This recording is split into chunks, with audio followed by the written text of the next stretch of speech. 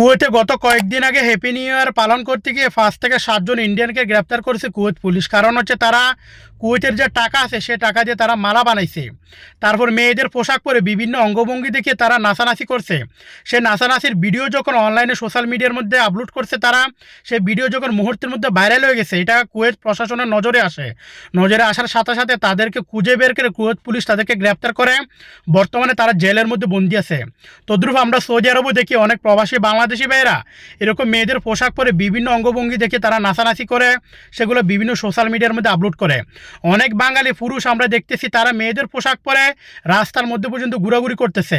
তারা এখন নাকি সমকামিতায় তারা প্রমোট করতেছে, সমকামিতায় তারা পালন করতেছে, তারা এগুলো মানতেছে। তাই আমি আপনাদেরকে অনুরোধ করবো আপনারা এসব থেকে বেরিয়ে আসেন, কারণ এগুলোর প্রতি আল্লাহর গজব কিন্তু প্রতিনিয়ত। যারা প্রবাসী বাংলাদেশি আছেন, যারা আমার ভিডিওটি দেখতেছেন, অবশ্যই ভিডিওটি শেয়ার করে দিবেন এবং তাদেরকে সতর্ক করে দিবেন, কারণ যে কোনো সময় আপনার বিপদের কারণ হতে পারে। আপনি হয়তো মজা করার জন্য এসব করেন, বিভিন্ন সোশ্যাল মিডিয়ার মধ্যে এসব ভিডিও আপনারা আপলোড করেন, কিন্তু দেখবেন এক সময় এই ভিডিওর কারণে আপনি বিপদে পড়ে গেছেন। যারা ভিডিওটি দেখতেছেন অবশ্যই শেয়ার করে দিবেন। আসসালামু আলাইকুম।